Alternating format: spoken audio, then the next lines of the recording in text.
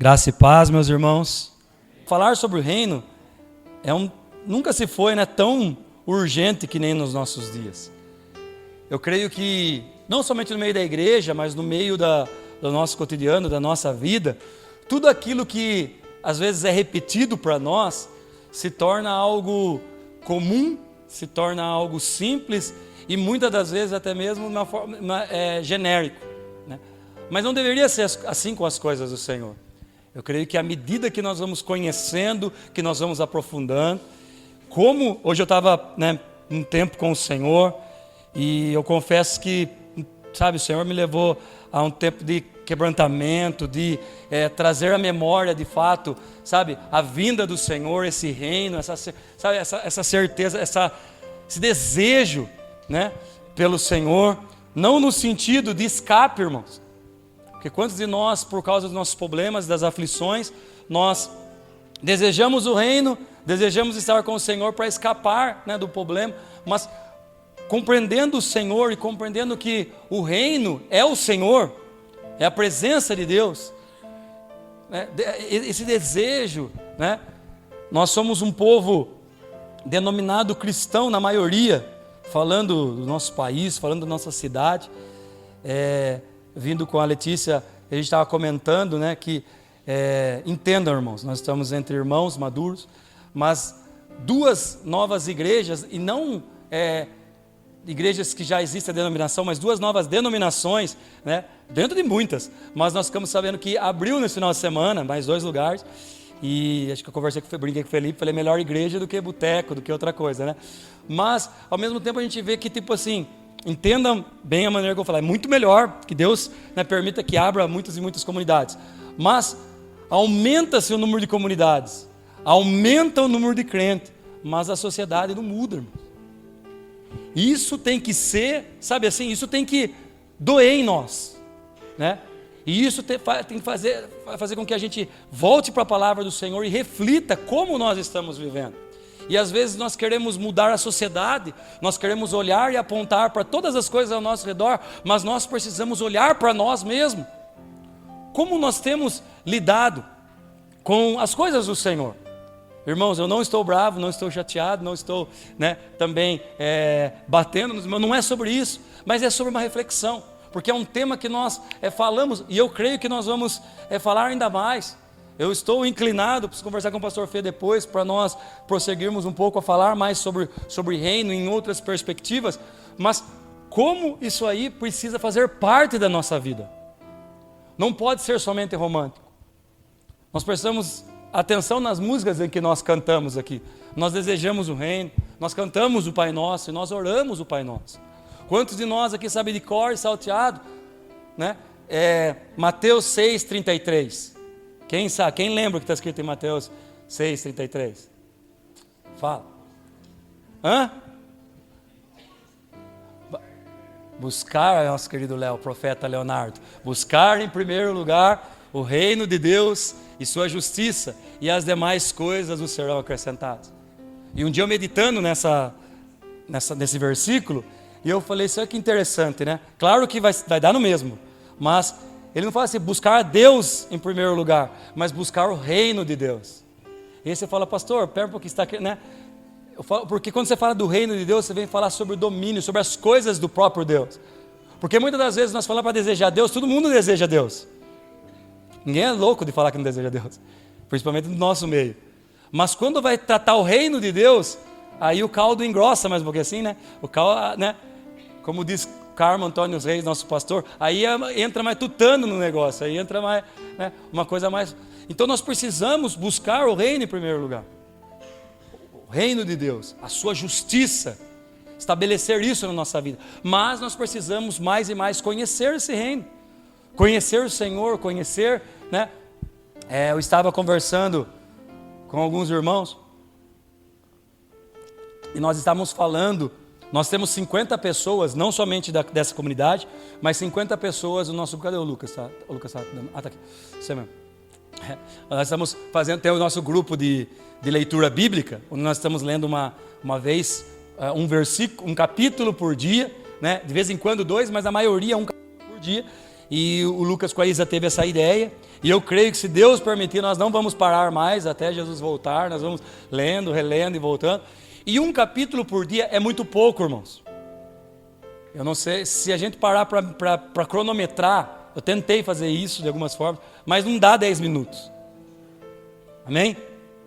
E eu conversando com os irmãos, e calma que eu não estou apontando para os irmãos, porque eu também estou na mesma situação. Só para deixar os irmãos tranquilos. Mas eu conversando com bastante irmãos, como tem irmãos que atrasaram a leitura. E eu me incluo nisso. Não porque a gente não leu a Bíblia, mas às vezes lendo outra coisa, estudando outra coisa. E às vezes, hoje mesmo, como eu fiquei focado nesse versículo, eu ainda não li o capítulo de hoje. E a gente deixa para amanhã, deixa para depois. Mas o problema é que muitos de nós não leu o capítulo, mas também não leu nada da Bíblia também, em contrapartida. E aí, como nós somos um povo que busca em primeiro lugar o reino, para a gente refletir, irmão, não estou bravo, não é dura, é para a gente refletir sobre o reino. E como a gente vai buscar o reino de Deus em primeiro lugar, se eu levantar a mão e perguntar quem faltou do emprego essa semana, quem deixou, alguma das coisas das rotinas, nós não deixamos, irmãos. Nós falávamos no encontro das casas quarta-feira, acabou quase 10 horas, acho que a mensagem, não foi? Ia ter jogo, o pessoal, nós estávamos conversando que ia ter jogo, o pessoal não estava nem por dentro, não estava animado por causa do jogo, graças a Deus. E aí nós conseguimos rolar a conversa, e aí a conversa foi até acho que umas 15 para as 10, se eu não me engano. E uma das coisas que nós estávamos conversando, falando sobre isso, é sobre esse desejo, sobre esse anseio que hoje faz falta, a ausência de anseio por Deus no povo de Deus. E aí nós estávamos falando até somente sobre isso. Daí uma das conversas que nós falamos foi assim: se nós levássemos a sério o reino de Deus, como a gente leva a sério o nosso trabalho, irmãos, é só para refletir, por favor, não fique bravo. Porque nós vamos no trabalho doente, irmãos. Nós vamos no trabalho, faça chuva, faça sol, caia granizo. A gente, entendeu? Por quê? Porque eu preciso. Olha, porque eu preciso. E aí a gente não vai para o reino, porque nós não precisamos. Amém ou não amém? Como é urgente, como necessário isso, irmãos. E nós precisamos começar do pouco. É interessante que esse um capítulo, na verdade, é muito pouco. Mas como é necessário se a gente pegar para ler, se a gente pegar para meditar. E aí a gente vai entrar na oração, a gente vai entrar na vida devocional, a gente vai entrar no jejum e muitas outras coisas. Nós somos o povo denominado o povo evangélico. O que significa isso, como nós temos falado? O povo que tem a responsabilidade de reportar o evangelho para o mundo. A palavra do Senhor vai se chamar de luz do mundo, de sal da terra. Então, se faz necessário, em nosso tempo, na nossa geração, nós voltarmos e olharmos para o reino. Eu creio que o maior desafio nosso é sair da religiosidade, é sair até mesmo do romantismo, para uma realidade, irmãos. Jesus vai voltar. Seu reino é real.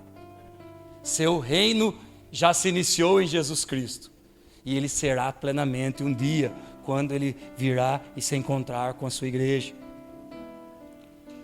Isso é real, irmãos. E isso tem que pulsar o nosso coração, a nossa vida, a nossa alma.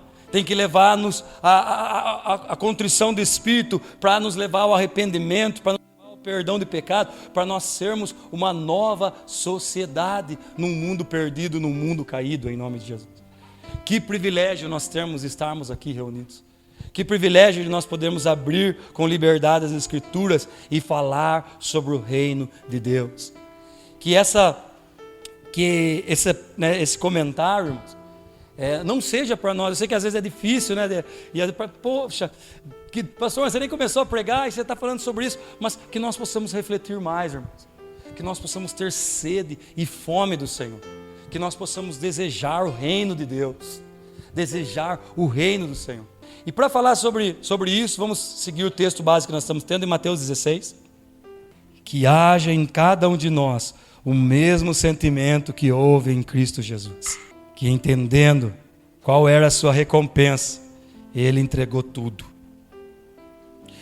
Mateus 16, vamos ler a partir do 24, só para fazer a ponte. Eu não vou voltar nos outros fundamentos, nós estamos falando dos fundamentos, para a gente ganhar um pouco tempo, mas quero fazer a ponte aqui no Tome a Sua Cruz.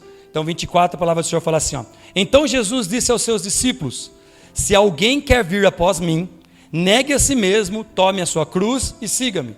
Falamos sobre isso 2 semanas. Pois quem quiser salvar a sua vida, a perderá. E quem perder a vida por minha causa, esse a achará. De que adianta uma pessoa ganhar o mundo inteiro e perder a sua alma? Ou, que dará uma pessoa em troca da sua alma? E aí vem 7:28, que é onde que eu quero dar ênfase essa noite. Porque o Filho do Homem, ele usa a expressão do profeta Daniel aqui. Porque o Filho do Homem há de vir na glória de seu Pai, com os seus anjos, e então retribuirá a cada um conforme as suas obras. Em verdade lhe digo que dos que aqui se encontram, existem alguns que não passarão pela morte, até que vejam o Filho do Homem vir no seu reino. Daniel, capítulo 7. Qual é a esperança dos discípulos? Daniel capítulo 7, 13 e 14. A visão de Daniel, o profeta Daniel. E eu estava olhando nas minhas visões da noite, e eis que vinha com as nuvens do céu alguém como um filho do homem. Olha porque Jesus ele se coloca como filho do homem. Ele se dirigiu ao ancião de dias e o fizeram chegar até ele. Verso 14. Foi-lhe dado todo o domínio, a glória e o reino, para que as pessoas de todos os povos, nações e línguas o servissem. O seu domínio é domínio eterno, que não passará, e o seu reino jamais será destruído.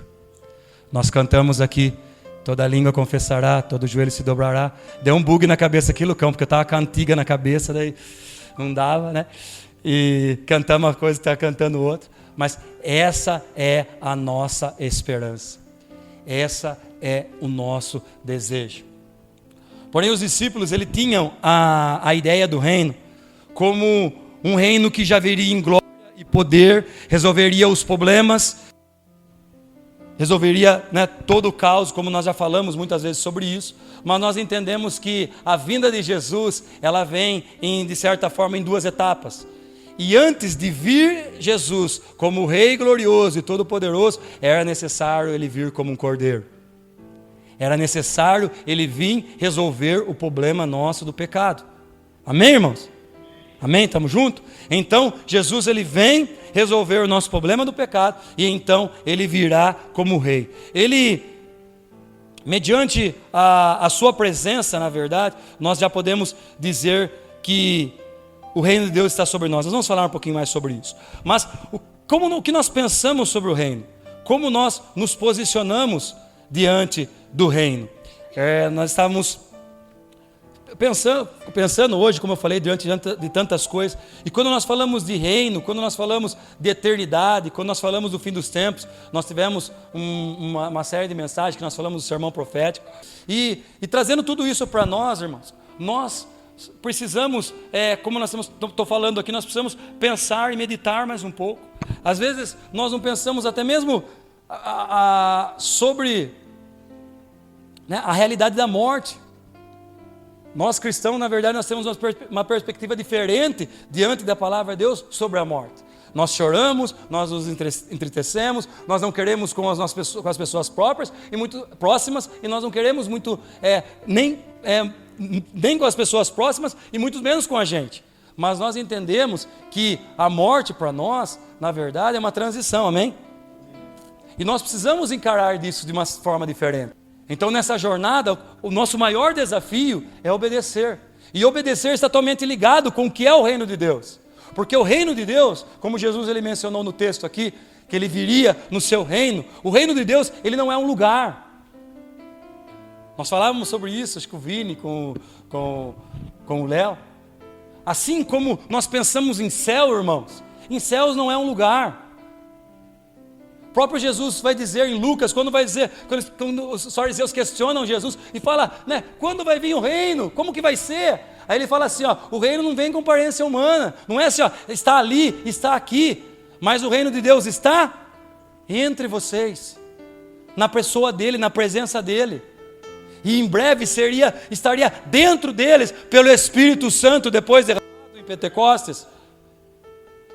Mas nós precisamos compreender a filosofia grega, essa realidade grega, trouxe para nós, eles tinham um conceito de que as pessoas boas, você vê como a gente está influenciado, irmãos, as pessoas boas, ela ia para um lugar legal, ela ia para um lugar bom, e as pessoas más, ela ia para um lugar ruim. Eu não estou aqui negando céu e inferno, mas eu quero dizer para vocês, irmãos, que muito mais do que um lugar, céu é a presença de Deus, irmãos, é estar diante do Todo-Poderoso, é estar como no jardim do Éden, quando Deus visitava Adão e Eva e participava de uma plena comunhão. Isso é céu, irmãos. Porque ruas de ouros é poderoso, muro de cristal, e não sei, todas as coisas são maravilhosas, mas se Deus não estiver lá, nós não podemos desejar esse lugar. Porque não é sobre o lugar e sobre as coisas, mas é sobre a presença dEle. E aí eu conversava com o Léo, e o inferno, pastor? O inferno é a ausência de Deus, irmão. Ah, porque é um lugar ruim, porque sabe onde a gente fica focado? Pela tormenta, então a gente quer buscar Deus para nós não sermos atormentados. Meu irmão, inferno é a ausência de Deus. Sabe o que a Bíblia vai falar em Apocalipse? Que o diabo, a besta e até o inferno vai ser jogado no lago de fogo e enxofre. A realidade nossa é a presença de Deus. E o que Jesus ele vem nos ensinar? Ele vem nos salvar, ele vem nos redimir, mas ele vem dizer que nós já podemos desfrutar desse reino, não ainda em plenitude, mas já através da presença dele e através do Espírito Santo dele derramado sobre nós. É um reino que nós vamos desfrutar plenamente, mas que já faz presente através da presença do Espírito Santo que hoje habita na igreja. Lembra, nós já falamos sobre isso, no jardim, no tabernáculo, no templo, em Jesus, na igreja, pelo Espírito Santo, irmãos. E o apóstolo Paulo vai dizer que nós somos embaixadores desse reino, súditos desse reino. E o que é, na verdade, o reino, se de fato ele não é um lugar, ele é, como nós falamos aqui, ele é a presença de Deus. Outro termo também que nós precisamos compreender, né? O evangelista Mateus, por ele nós já falamos sobre isso, mas vamos relembrar, por ele escrever o evangelho segundo Mateus, destinado aos judeus, ele evita falar a palavra Deus, então ele não usa reino de Deus, ele usa reino dos céus. E uma das coisas que precisa estar bem clara para nós, é um reino dos céus, não nos céus. Não é um reino que está nos céus, mas é um reino que vem dos céus. É um governo, é uma presença. Então, se não é um lugar, o que é? A palavra original, basileia, que vem do termo reino, ele fala sobre um governo de Deus. O governo de Deus, como eu falei, não nos céus, mas dos céus, chegando através de Jesus. Então esse governo é o domínio, é o reinado de Deus sendo operado e exercido aqui na terra. Certo escritor colocou a extensão dos céus na terra. Como nas conquistas dos tempos antigos, nós falamos sobre isso.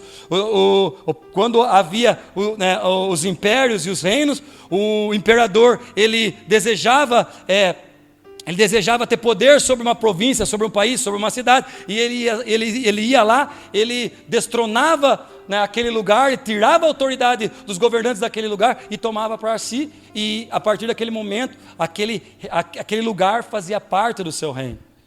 O mesmo acontece, Jesus ele vai usar a parábola do valente, quando ele fala, e aí ficou o jargão dos evangélicos, está amarrado, quando ele fala que era necessário primeiro amarrar o valente, e depois ele vem tirar os bens. Jesus está explicando que, por exemplo, o príncipe dessa era, ele governava sobre esse mundo, ele governava sobre a humanidade, e aí Jesus vem e o amarra, mas não simplesmente com um jargão que nós dizemos, está amarrado, irmão, daí, mas Jesus ele vem, ele amarra, ele repreende o inimigo e ele toma os bens. Sabe quem eram esses bens? Jesus ele vem e toma os bens do valente, irmãos. Como que Jesus ele venceu o diabo? Através da sua submissão ao Pai, através da sua obediência ao Pai. Lembra da tentação de Jesus?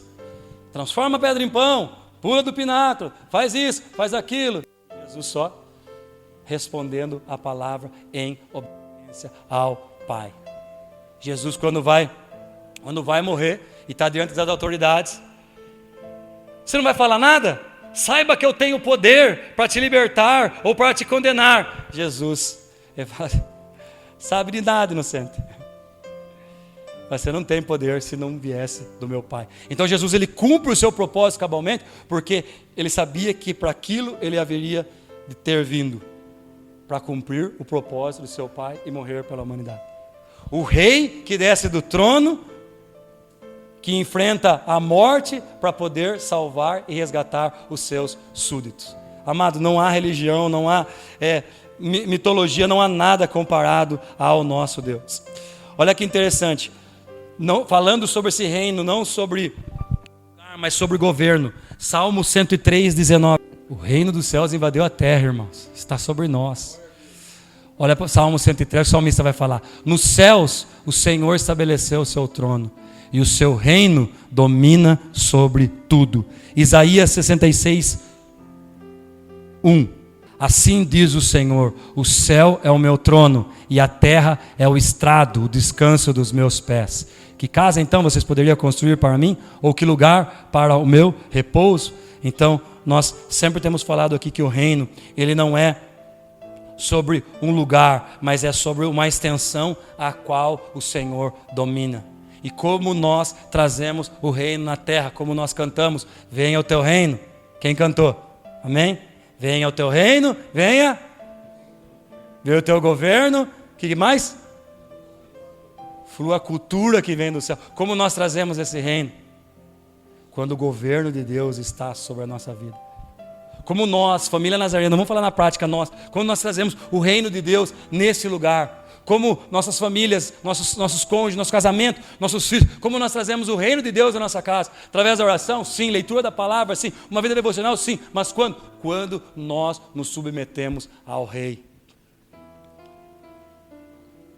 Só há a aparição do reino, ou só há a manifestação, melhor dizendo, do reino, quando há submissão ao Rei, irmãos. É Romanos 14, 17. Porque o reino de Deus não é comida nem bebida, mas justiça, paz e alegria no Espírito Santo. Deixa um pouquinho aí, Xandão.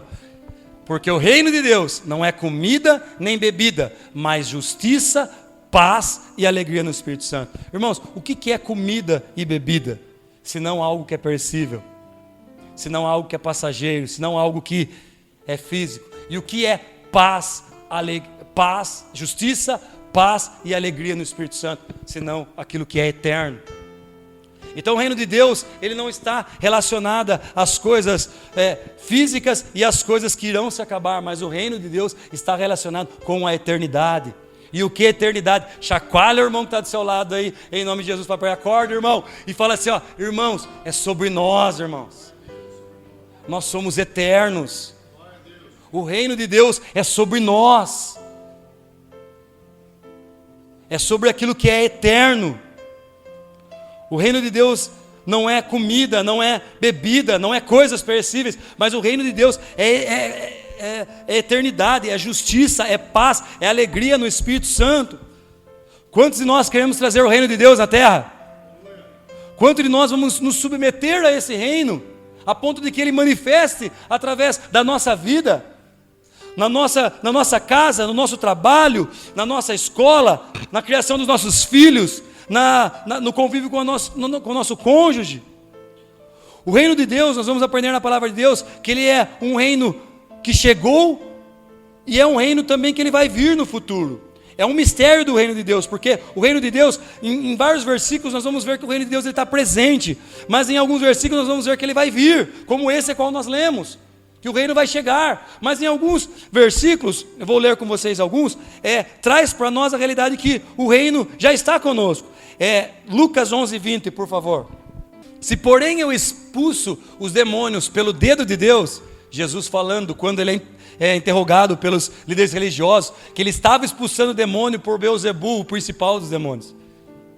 Os líderes religiosos viu Jesus expulsando o demônio, e em vez de glorificarem a Deus, o que ele faz? Eles atribuem as obras de Jesus ao demônio, ao diabo. E aí Jesus ele fala assim, ó, se porém eu expulso o demônio pelo dedo de Deus, o que Jesus disse?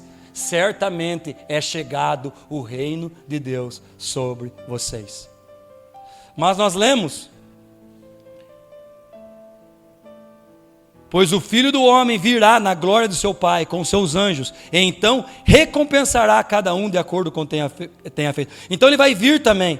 Então o reino de Deus, ele já é presente na presença de Jesus, a partir de Jesus e com a presença do Espírito Santo na igreja, mas ele será plenamente no dia que o Senhor virá com sua glória, com seu poder e com a sua majestade. Os sinais e prodígios de Jesus, nós falamos bastante sobre isso, mais do que trazer alívio para a humanidade, que também serviu para isso, mas as curas, as libertações, as manifestações de Jesus, os milagres, os sinais e os prodígios, eram sinais de que o reino de Deus havia chegado à humanidade, irmãos. Nós, a liberdade que nós temos, a vida que nós temos da igreja, aquilo que nós presenciamos, a transformação em que nós estamos tendo dia após dia, é a garantia de que é chegado a nós o reino de Deus. O reino de Deus já está operando entre nós. O reino de Deus já está manifestando entre nós. Então, o reino, ele já está operando, mas ele virá com poder e com grande glória. E no versículo que nós lemos, voltando aqui agora, em Mateus 16, verso 27, Jesus começa, como nós falamos, em todo esse momento do fundamentos.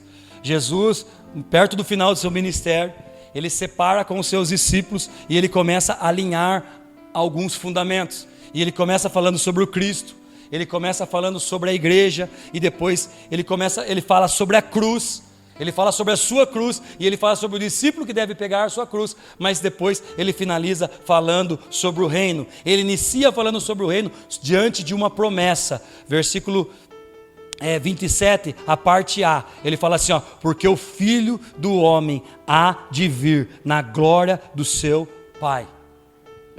Uma certeza, a palavra do próprio Jesus para nós, para os seus discípulos. Tem os discípulos aqui? A palavra de Deus é que o Filho do Homem há de vir na glória do seu Pai.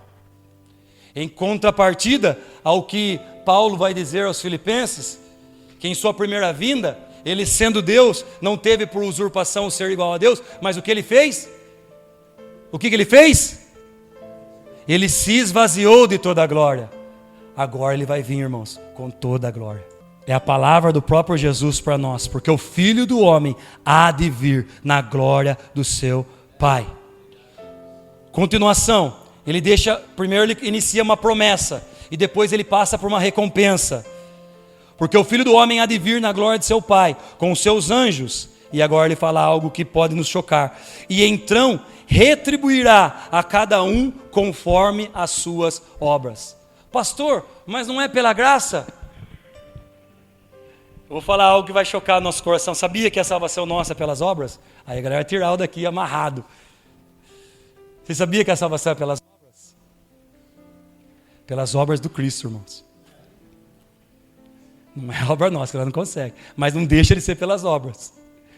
Efésios vai dizer que não é por nossas obras. Mas a Bíblia toda ela vai falar que há uma obra de Cristo. Jesus se entregou, irmãos. Só que o que acontece? Nós recebemos esse reino, nós vamos pela fé e pelo arrependimento, porém nós o respondemos que entramos no reino através das nossas obras. Porque nós somos salvos para... E aí o que Jesus diz? Diante de uma promessa, ele tem uma recompensa. Então retribuirei cada um segundo as suas obras. Nós não somos salvos pelas obras, mas nós seremos retribuídos de acordo com as nossas obras. Fica confuso? Está confuso não? As obras elas são resposta, irmãos, do nosso entendimento e da nossa vida de salvação. Quantas pessoas a gente conversa, pastor, mas como que eu posso ter certeza de salvação? Como que eu posso ter certeza? Porque nós precisamos ter a certeza da salvação, nós precisamos ter a alegria da salvação. Davi, quando ele peca, ele fala, Senhor, não retire de mim do teu espírito e torna-me dar a alegria da tua salvação. Tem muito crente que não perdeu a salvação, mas perdeu a alegria da salvação. E o Espírito está hoje, nessa noite, trazendo de volta a cada um de nós a alegria da salvação, a alegria do reino, a alegria da esperança. Nós precisamos compreender e nós precisamos viver a alegria da salvação. A resposta, sabe, tudo que nós fazemos, lembra que nós explicamos sobre o perder para ganhar e o ganhar, né? Eu perco para ganhar, ganho para perder, né? Naquele trocadilho que Jesus faz. Por quê? Porque nós não precisamos mais gastar a nossa vida para nos salvar, porque Ele já fez isso por nós. E como nós vamos gastar a nossa vida? Em prol do seu reino, em prol da sua obediência, em prol da família, em prol dos irmãos, em prol da grande obra de Jesus, que continua sendo a edificação da sua igreja, e a qual nós cooperamos e nós fazemos parte. Então, se por um lado o Senhor Ele nos traz uma promessa, que Ele há de vir, por outro lado, Ele nos garante uma recompensa. Ele nos garante que todas as nossas obras, elas serão retribuídas a nós. Somos salvos pela graça de Deus, mediante a fé, para as boas obras.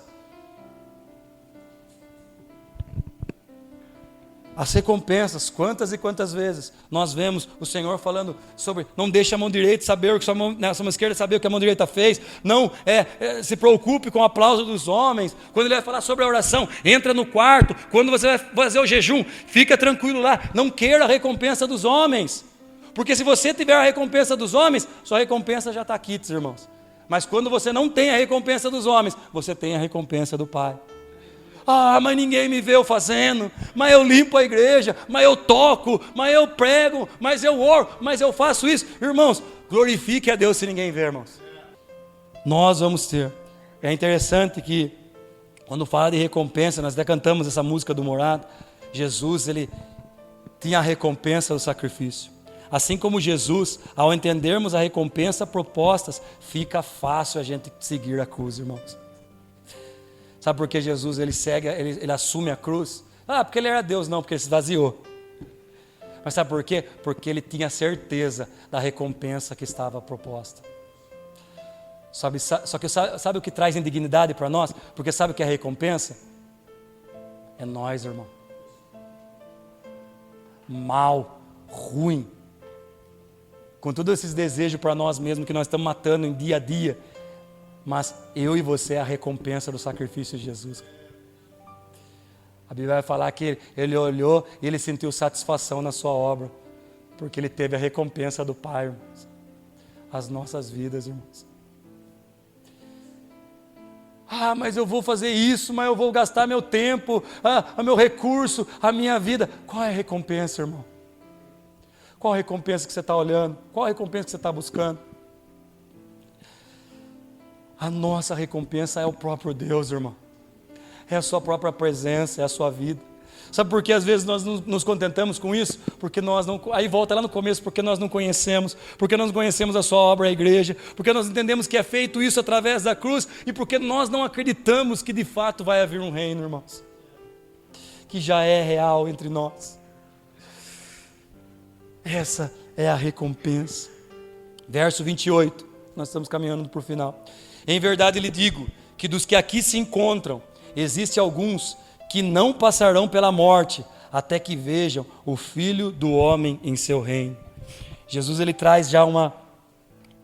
já traz uma antecipação do seu reino através de muitas coisas que ele viveu com os seus discípulos. Aqui, diante da teologia, ela vai abrir um monte de campo, mas eu quero focar em uma parte.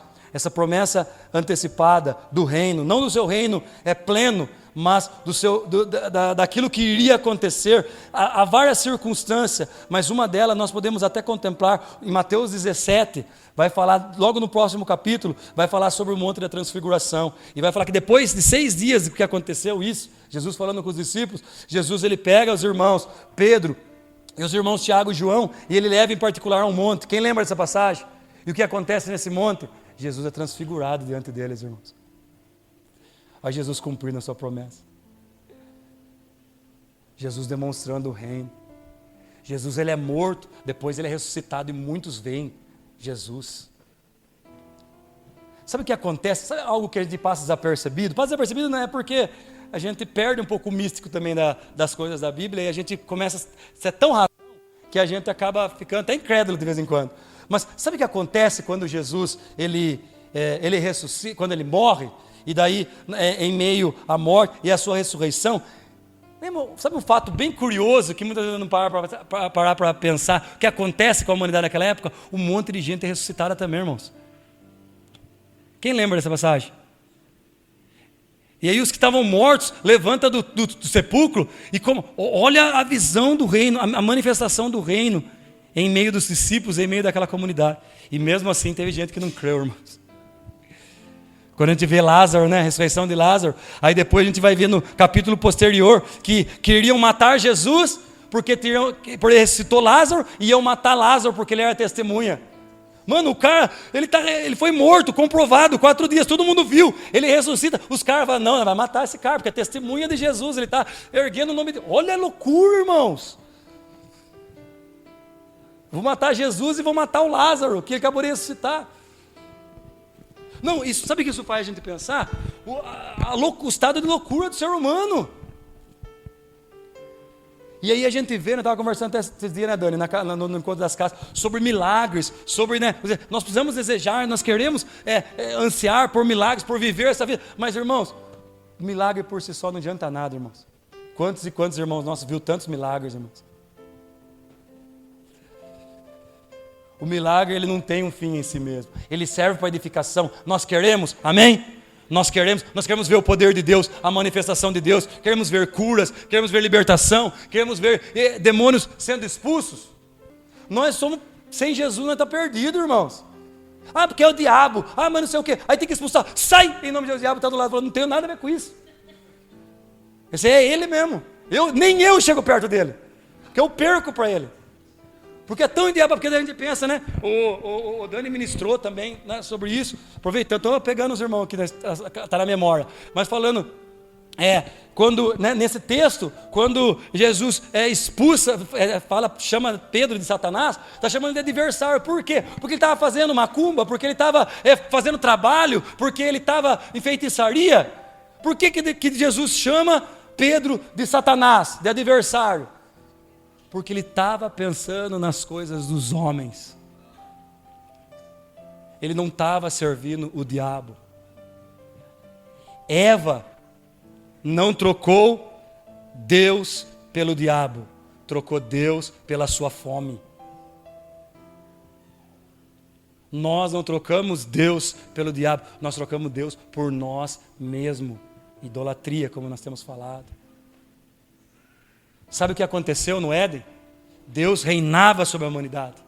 E a partir do momento que o homem peca, é como o homem falar assim, eu não preciso mais do seu governo, eu reino sobre a minha vida. Com licença, deixa com o Pai que agora a gente resolve o problema. A gente sai do domínio e do governo de Deus para a gente viver o nosso próprio reino. A qual o rei não é o diabo, irmãos. Quem que é o rei? Nós mesmos. Então o que precisa para vir o governo de Deus? Nós precisamos subjugar o rei que está sentado no trono do nosso coração. Vida crucificada, irmãos. Por que eu crucifico o meu eu?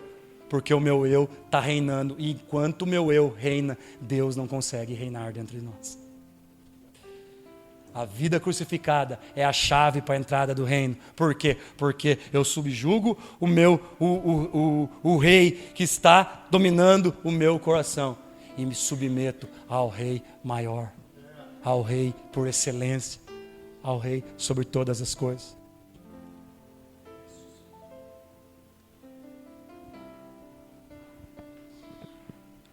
Amém, irmãos? O vislumbre do reino, o monte da transfiguração, João na ilha de Patmos, ele vê a revelação do fim dos tempos, o Apocalipse, ele vê Jesus, ele cai por terra. Nós somos no Alessandro Vilas Boas, quinta-feira, e ele nem trouxe uma palavra, ele trouxe um comentário, mas ficou tão no meu coração, quando ele falando de João, ele falou, irmãos, você vê a presença de Deus, você, né, vive na presença de Deus, certeza, irmão, você está na presença de Deus, porque o Apocalipse vai falar, João, quando ele entra diante da presença de Deus, ele cai como morto, irmãos.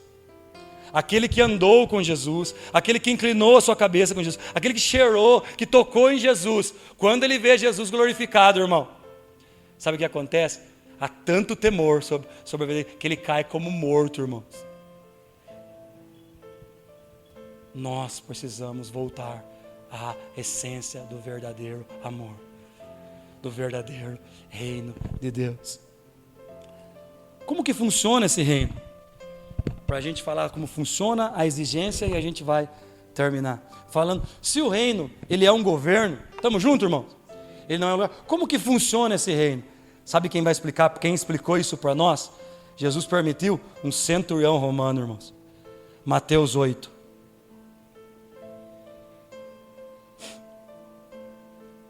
A compreensão do reino de Deus, da ação do reino, da funcionalidade do reino, transforma a nossa vida, irmãos. Transforma o nosso casamento. Transforma a nossa maneira de lidar com todas as coisas, irmãos. Transforma a nossa família. Olha que legal. A cura do servo de um centurião, um pagão, irmão. Um soldado romano. Não era o judeu que veio trazer essa revelação poderosa que Jesus permitiu nos ajudar para ensinar.